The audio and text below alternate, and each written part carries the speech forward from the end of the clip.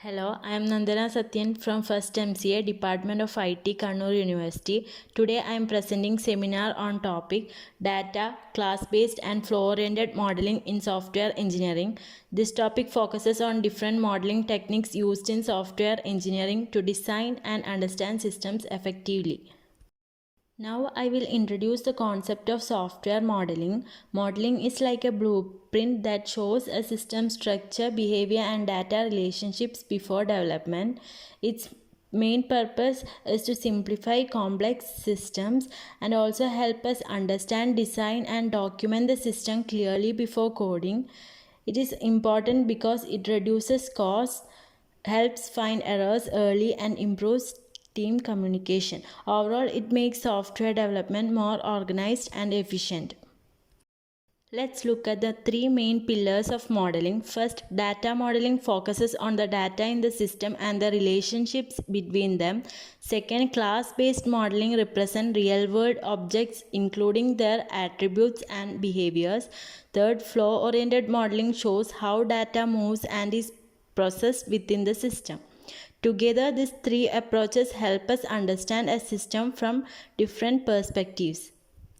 First one, data modeling. It's about representing how data is structured, related and controlled within a system.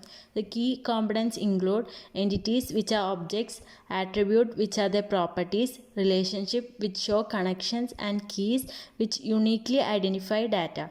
Overall, it helps organize and manage data effectively.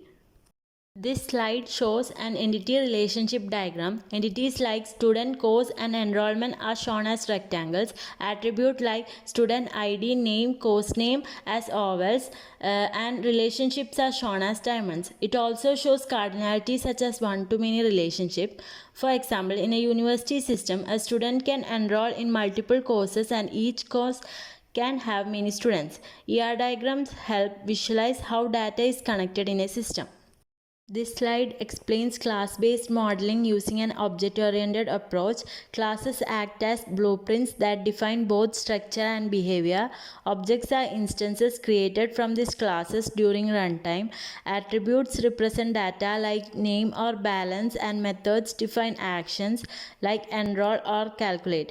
Overall, this approach combines data and behavior to model real-world systems effectively. Here we have three key concepts in class-based design. First is encapsulation. This means a class groups both data called attributes and behavior called methods into one unit. This helps keep code organized and manageable. Next is UML diagrams. These are visual representations of a system like class diagrams which show classes and how they relate to each other. Finally, CRC cards. This helps define each class by outlining its responsibilities and the other classes it interacts with. Together, this concept helps us design clear and well-structured systems. This slide explains the main components of a UML class diagram. First, class structure. Each class is divided into three parts: the class name, its attributes and its methods. Next, relationships between classes. This include association, which connects classes, inheritance, which shows a parent-child relationship, aggregation, which represent a whole part relationship, and composition, which is a stronger form of ownership. Finally, the example shows a simple banking system where a customer is associated with an account and account can inherit from a base class. Overall, UML diagrams helps us clearly visualize how classes are structured and related. This slide focuses on flow-oriented modeling, which is mainly about how data moves through a system. First, it focuses on data, meaning we look at how data flows between different processes.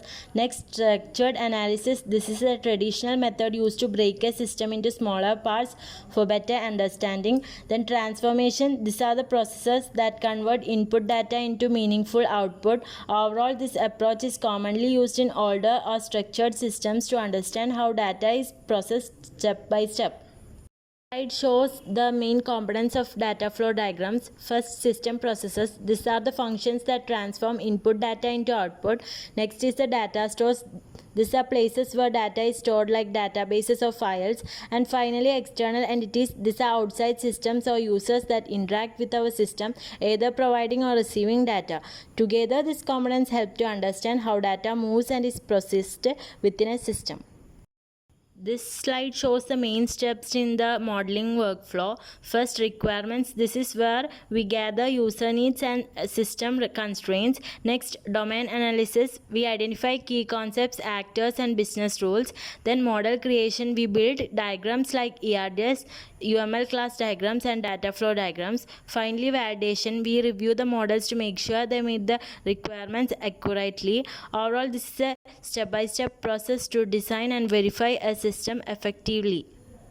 This slide compares three modeling techniques. Data modeling focuses on data entities and their relationship using ER diagrams and is mainly used for database design.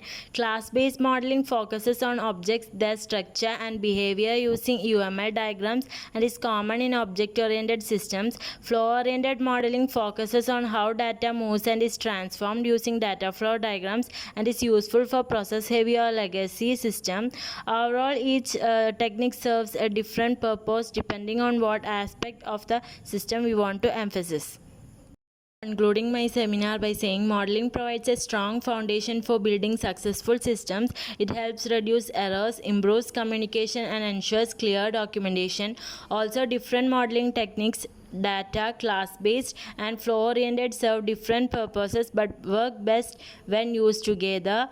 In real-world applications like banking, e-commerce, and enterprise systems, these techniques are essential. Overall, mastering these approaches prepares us for real-world software development and effective teamwork.